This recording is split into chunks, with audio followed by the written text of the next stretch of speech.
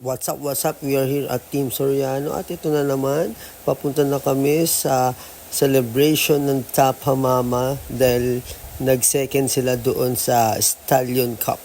At ito na nga mga idol. Manatili sa kaliwa hanggang U-turn slot.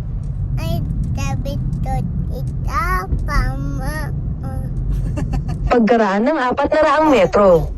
Kumanan sa IBP, Batasan Road.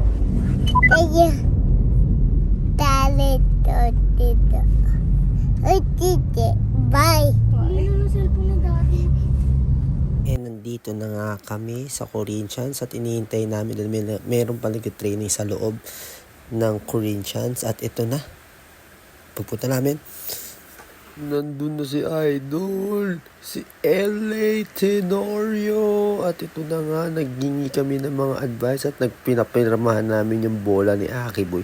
Kasama dyan ng mga ka-teammate niya sa Tapa Mama.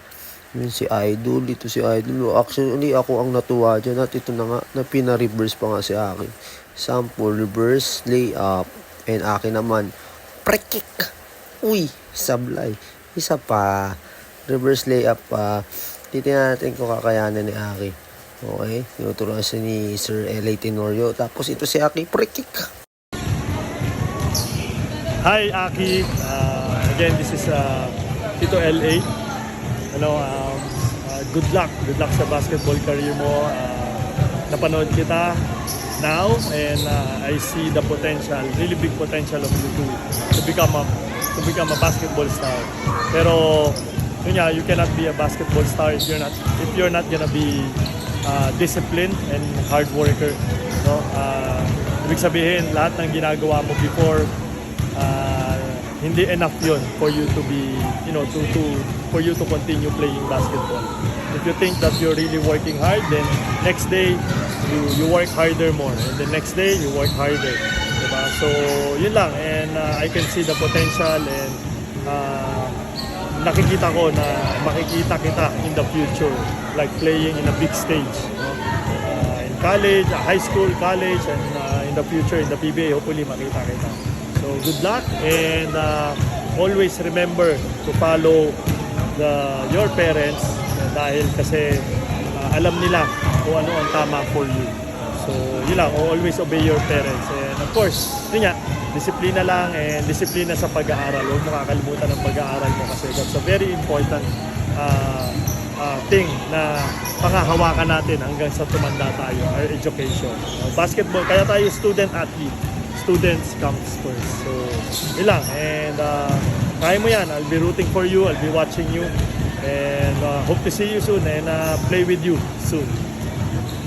At yun, salamat Idol. May pa-message pa. At ito food trip na kami. After nyan, naglaro pa itong mga chikiting. Ayaw magpa-uwi. Talagang niyayaan namin silang umuwi. Pero mas gusto pa talaga nilang maglaro. Gabing-gabi na yan. Inihinto na namin sila.